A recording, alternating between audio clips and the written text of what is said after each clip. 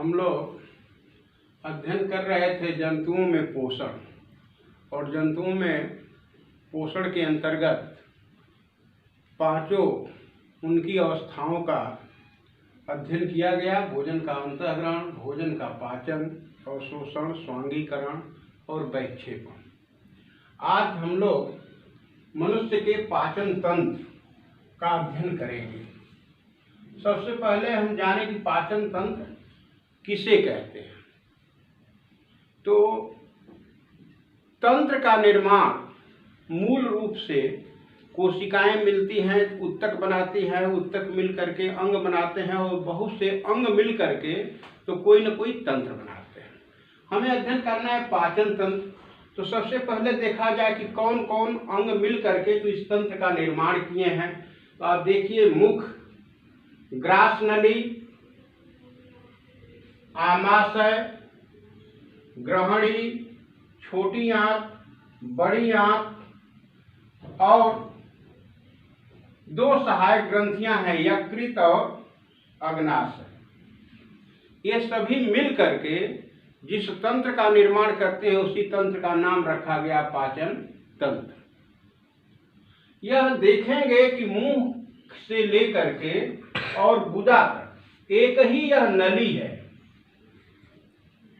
ये एक नली है और विदाउट परफोरेशन, इसमें कहीं छिद्र नहीं है। इस नली को कहा जाता है आहार नली, और इस तंत्र को कहा जाता है पाचन तंत्र। अगर कोई प्रश्न करे कि पाचन तंत्र के कौन कौन प्रमुख अंग हैं, तो आपको रटने की जरूरत नहीं है। आप अपने शरीर की संरचना में देखेंगे कि आपका मुख से गले के अंदर जो नली आती है उसको कहते हैं ग्रास नली, और इसी के पैरेलल आती है आपकी श्वास नली भी। यहाँ एक एपिग्लॉटिस होता है जो दोनों को परफोरेट करता है, अलग अलग करता है। अब आपका यहाँ संबंध पाचन तंत्र से है तो ग्रास नली है। ग्रास नली आगे बढ़ती है तो एक चौड़े चपटे नली में परिवर्तित हो जाती है, एक चैम्बर बन जाता है जिसको कहते हैं आमाशय। उसके नीचे एक वाल्व होता है जिसको हम कहते हैं पाइलोरिक वाल्व। उसके नीचे एक यू के आकृति की नली बनती है जिसको कहते हैं ग्रहणी, और वही ग्रहणी का निचला भाग जो होता है एक कुंडलित लंबी नली बनाता है। उस नली का नाम है छोटी आंत, स्मॉल इंटेस्टाइन, और उस छोटी आंत के ऊपर एक चौड़ी चपटी नली होती है जिसको कहते हैं बड़ी आंत या लार्ज इंटेस्टाइन। ये सब आपके पाचन तंत्र के प्रमुख अंग हैं। अब इस तंत्र की आवश्यकता क्या है? अभी पाचन क्रिया में हमने बताया कि अघुलनशील जटिल अवस्था के भोज्य पदार्थ को घुलनशील या सरल अवस्था में बदलने की क्रिया को पाचन क्रिया कहते हैं। पाचन क्रिया कहते हैं। प्रश्न आता है कि पाचन क्रिया से आप क्या समझते हैं? पाचन तंत्र का सचित्र वर्णन कीजिए। तो भोज्य पदार्थ को जटिल अवस्था से सरल अवस्था में बदलने की क्रिया को पाचन क्रिया कहते हैं। जिन अंगों में क्रियाएं होती हैं उन्हें पाचन अंग कहते हैं, और उन अंगों से बने हुए तंत्र को पाचन तंत्र कहते हैं। इतना क्लियर हुआ? अब हम लोग अध्ययन करें कि यह पाचन क्रिया होती कैसे है। तो प्रथम अंग पर हम आवे। पहला अंग है हमारा मुख। पाचन अंग में पहला अंग है मुख। देखा जाए कि मुख में पाचन होता है क्या? मुख में पाचन, मुंह की संरचना देखी जाए तो आपके मुंह में आप मुंह खोलेंगे तो आपका निचला जबड़ा ऊपर नीचे होता है और ऊपरा जबड़ा आपके करोटी से फिट है। अब दोनों जो ही मुंह खोलेंगे तो मुंह में चमकीले दांत दिखाई देते हैं। दांत के अंदर क्या है? जीभ है। ऊपरी जबड़ा और निचले जबड़े में कुछ लाल ग्रंथियां हैं। ये लगभग 3 लार ग्रंथियां हैं। आपको याद रखना चाहिए कि मुंह में पूछा जाता है मुंह में कितनी लार ग्रंथियां होती हैं, तो याद रखना चाहिए 3 लार ग्रंथियां होती है। मुंह में दांत कितने होते हैं? वैश्य मनुष्य में 32 दांत होते हैं। क्या सभी दांत एक प्रकार के होते हैं? तो आप लोग दांत के बारे में थोड़ा सा जान लें। ये दांत 4 प्रकार के होते हैं। दांत कितने प्रकार के हुए? 4 प्रकार के हो गए। कृंतक, कृंतक,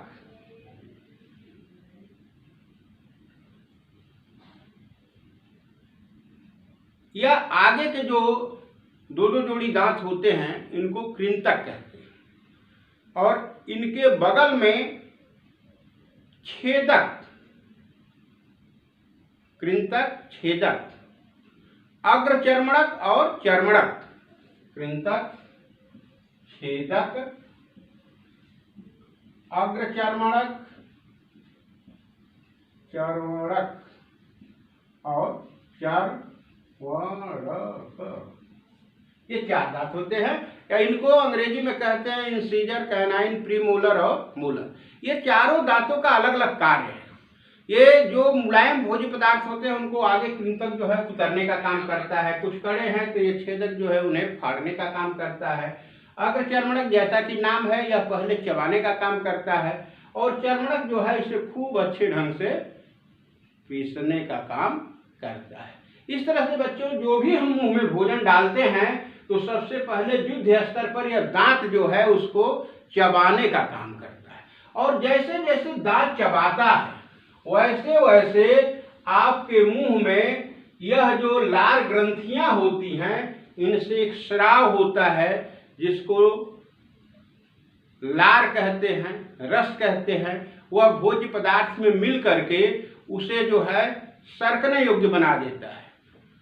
वह अगर ठोस अवस्था में है तब भी वह परिवर्तित होकर के ले जैसा हो जाता है, सरकने योग्य हो जाता है। और उतना ही नहीं करता है, इस लार में के अंदर एक एंजाइम होता है जिसका नाम है टाइलिन।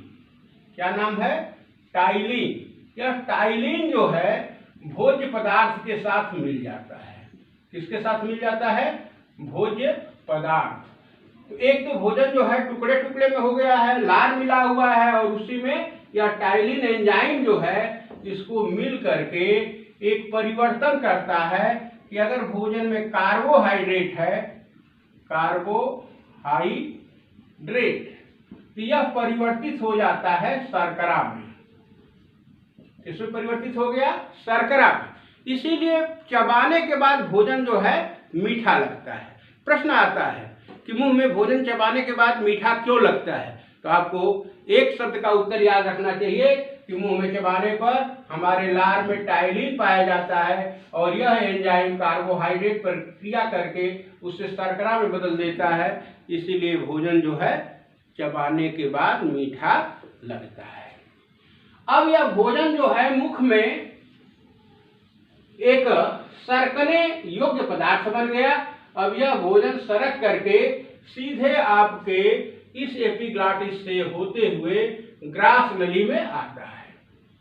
तो आपने भोजन का पाचन जो है मुख गुहा में पढ़ा।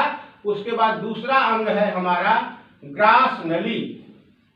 ग्रास नली, यह ग्रास नली जो है उसमें फोकस जो है आपके यहाँ एपिग्लॉटिस से लेकर के और पूरी गर्दन की लंबाई से और आमाशय तक पहुंचने की ही इस नली को कहते हैं ग्रास नली। यहाँ कोई पाचन की विशेष क्रिया नहीं होती है।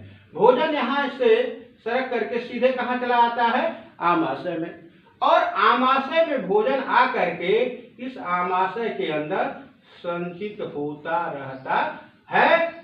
और जब ही भोजन पाता है आमाशय, आमाशय की ये जो संरचना है, यह आमाशय की जो संरचना आप देख रहे हैं, यह भोजन को पाते ही फैलना और सिकुड़ना शुरू हो जाता है।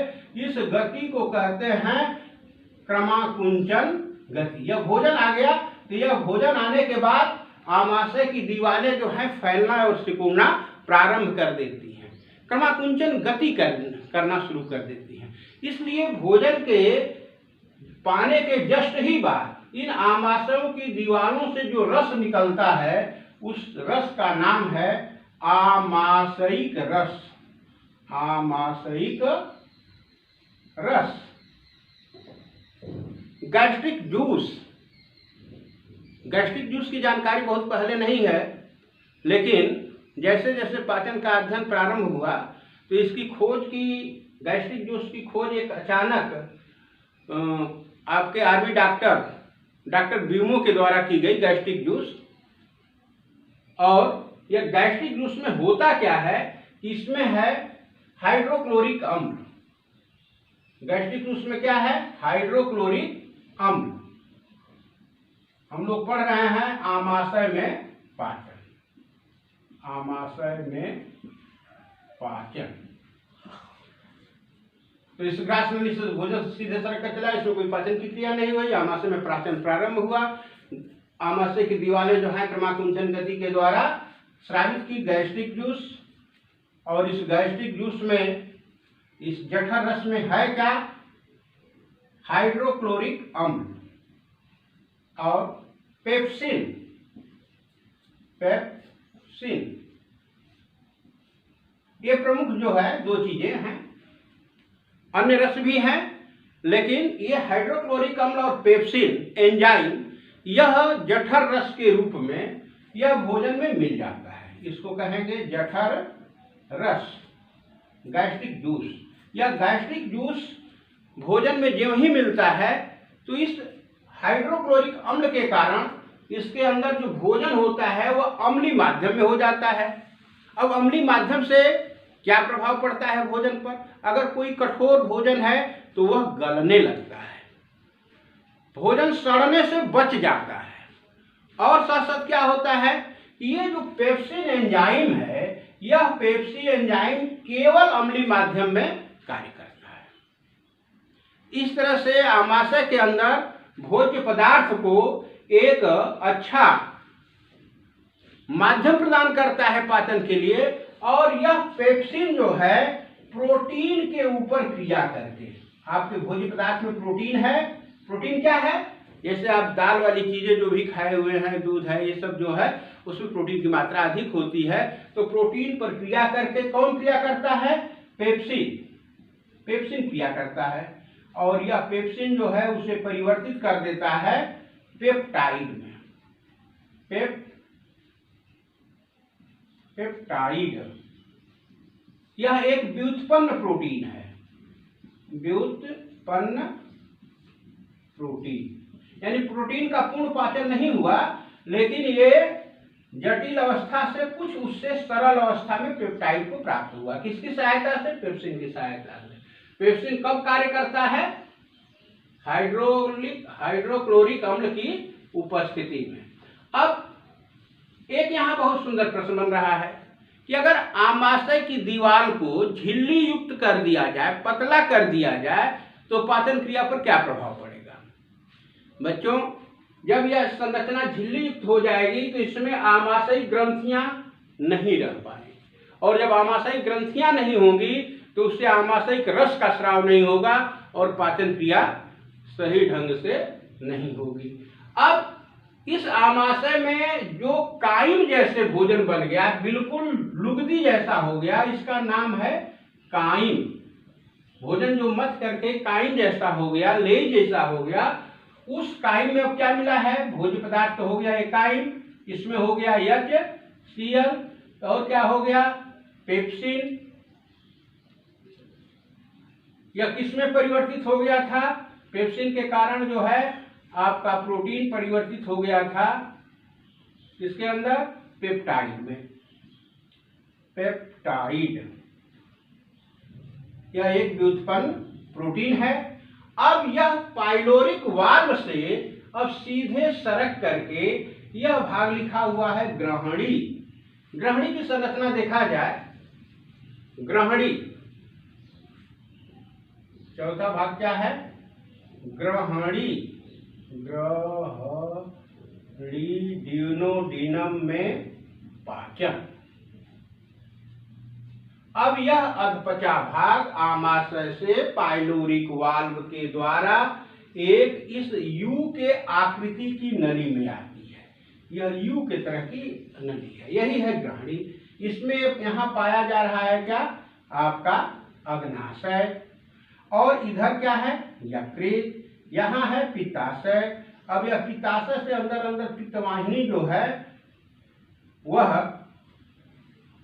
पित्त को लेकर के आती है। पित्त क्या है, यह देख रहे हैं कि आपके पाचन में सबसे बड़ी ग्रंथि का नाम बताया गया है यकृत, और यह यकृत जो है वह आपके शरीर के अंदर जितनी मृत कोशिकाएं होती हैं उन कोशिकाओं को यह पित्त के रूप में परिवर्तित करके और पित्ताशय के अंदर, पित्ताशय थैली है उसमें संचित रखता है, और जब ही यह भोजन आता है ग्रहणी में तो इस ग्रहणी के अंदर आने के साथ साथ इस पित्ताशय से पित्तवाहिनी के द्वारा इस ग्रहणी में आकर के भोजन, एक रस मिलता है भोजन में, कायम के अंदर एक रस आकर के मिलता है जिसको कहेंगे पित्त रस। और इस पित्त रस की जो प्रकृति होती है, पित्त रस, इसकी प्रकृति होती है सोडियम बाइकार्बोनेट की। यह सोडियम बाइकार्बोनेट के मिलने से, पित्त रस में सोडियम बाइकार्बोनेट होता है जो इस ग्रहणी के अंदर भोज्य पदार्थ जो होता है वह परिवर्तित हो जाता है क्षारीय माध्यम में, परिवर्तित हो जाता है क्षारीय माध्यम में, क्षारीय माध्यम। किसके कारण, सोडियम बाइकार्बोनेट के कारण। NaHCO3 कहां से आ रहा है, पित्ताशय से। पित्ताशय किसके ऊपर है, यकृत के ऊपर। अब जो ही भोजन पहुंचा आपके ग्रहणी के अंदर, यहाँ 1 नंबर का प्रश्न आप लोग याद करेंगे। प्रश्न आता है कि पित्ताशय में पाचन क्रिया किस माध्यम में प्रारंभ होती है, तो क्या याद रहना चाहिए, क्षारीय माध्यम में। अब जब क्षारीय माध्यम प्राप्त होता है तो एक दूसरी ग्रंथि है, यह है अग्नाशय। अग्नाशय ये हल्के पीले रंग की ग्रहणी के अंदर एक ग्रंथि पाई जाती है जिसको कहते हैं अग्नाशय, और यह अग्नाशय से रस निकलता है, एंजाइम निकलता है, और यह अग्नाशय के एंजाइम जो हैं वह ग्रहणी में पाचन को सहायता करते हैं। अग्नाशय, अग्नाशय देखिए, पहली ग्रंथि थी सबसे बड़ी आपके पाचन में सहायक यकृत, दूसरी ग्रंथि का नाम लिया गया अग्नाशय।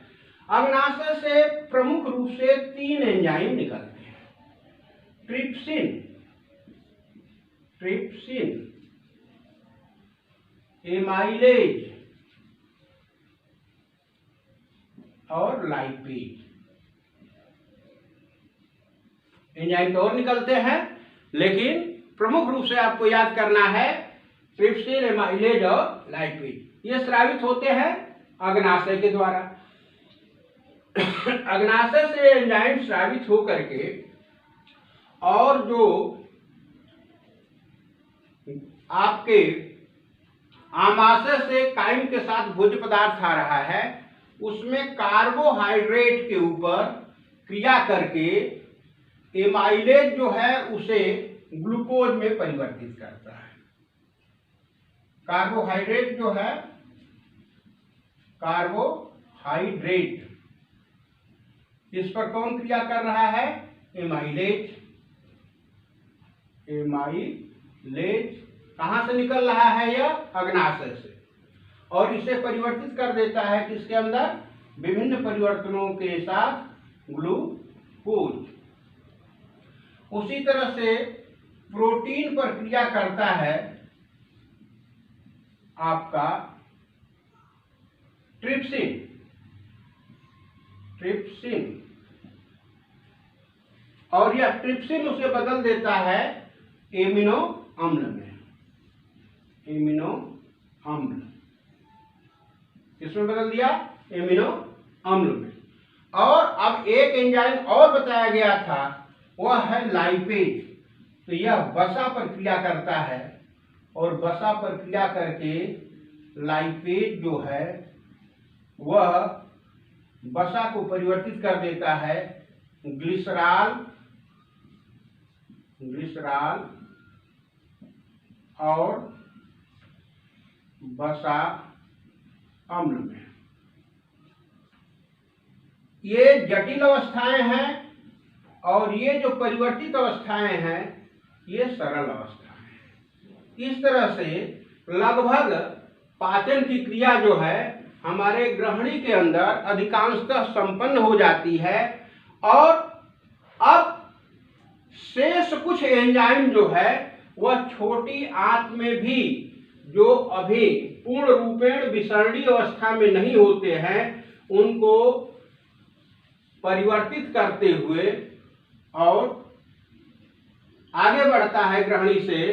तो हम देखेंगे कि यह जो पांचवा भाग है छोटी आंत, पांचवा भाग है छोटी आंत। अंतर्गत अब जो हमारे पचे हुए भोज्य पदार्थ हैं वह धीरे धीरे, छोटी आंत काफी लंबी होती है और इस छोटी आंत की संरचना आप देख ही रहे हैं। ग्रहणी के नीचे यह जितने कुंडलित भाग दिखाई दे रहे हैं ये सभी कुंडलित भाग जो हैं किसके हैं? छोटी आंत के हैं। और हमारा लगभग अब भोज्य पदार्थ का पूर्ण पाचन हो गया है। अब इस छोटी आंत में इसके सरफेस को बढ़ाने के लिए, इसके सरफेस को, छोटी आंत के सरफेस को, स्मॉल इंटेस्टाइन के सरफेस को बढ़ाने के लिए अगर इस छोटी आंत की काट को देखें तो इसमें ऐसे जो है रसांकुर पाए जाते हैं। ये क्या, हम एक भिलाई बना रहे हैं, रसांकुर बना रहे हैं। ये क्या है? कोशिकाएं हैं। ये कोशिकाएं जो हैं छोटी आंत में अवशोषण की सतह को बढ़ाती है, अवशोषण की सतह को बढ़ाती है। क्या है?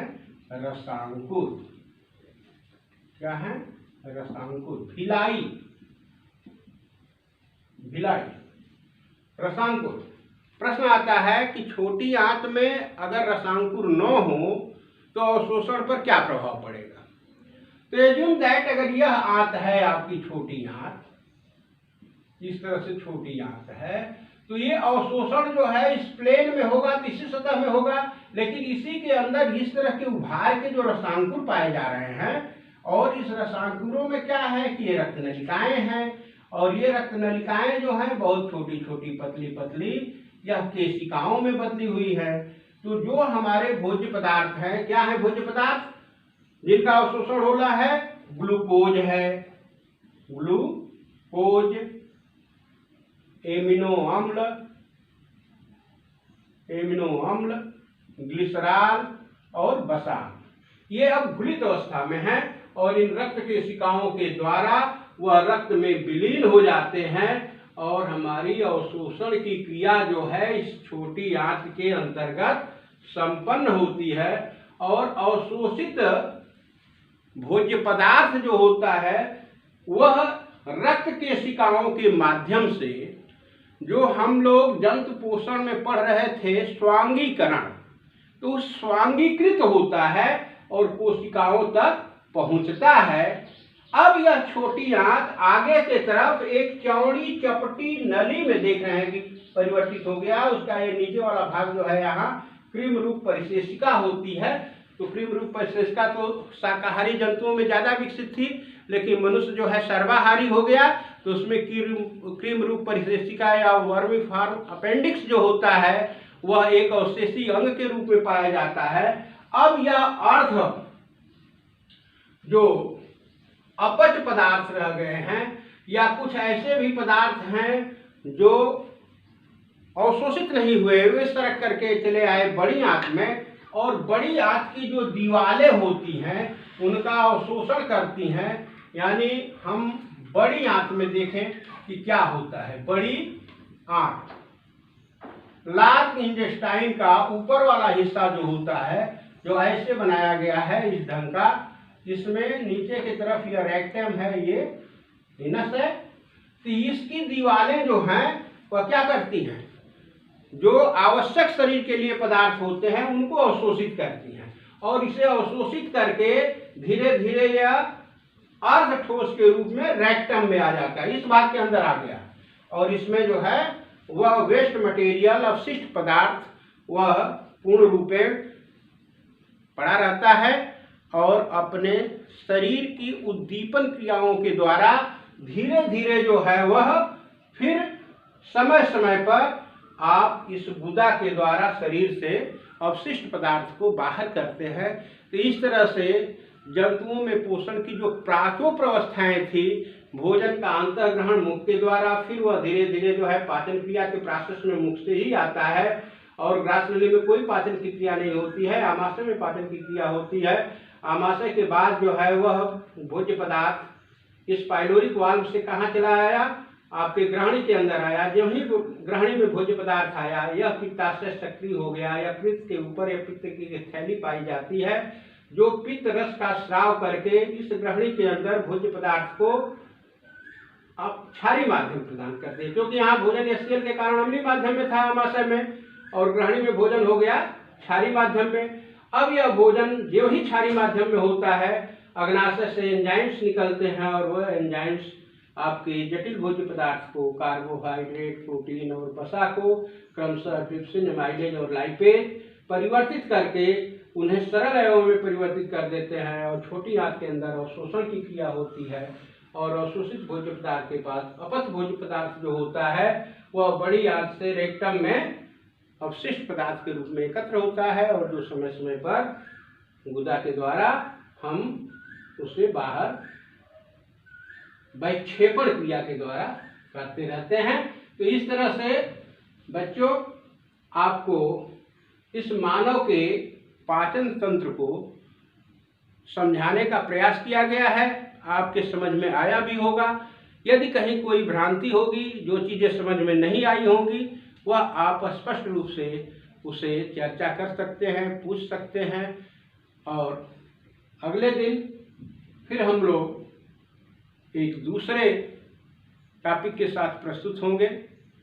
और वह टॉपिक क्या होगा, ये जंतुओं में आप लोगों ने पोषण पढ़ा है, और उसमें एक मानव के पाचन तंत्र का उदाहरण देकर के आप लोगों को अच्छे ढंग से समझाया गया। अब हम लोग पोषण के ही एक भाग का अध्ययन करेंगे, जो होगा पौधों में पोषण। क्योंकि पौधों में तो ये अंग तंत्र विकसित नहीं होते हैं, तो उनके अंदर पाचन की क्रिया कैसे होती है, उनमें पोषण कैसे होता है, उनका जो है परिवहन कैसे होता है, ये सब जो है हम लोग अगले दिन अध्ययन करेंगे, पौधों में पोषण। धन्यवाद।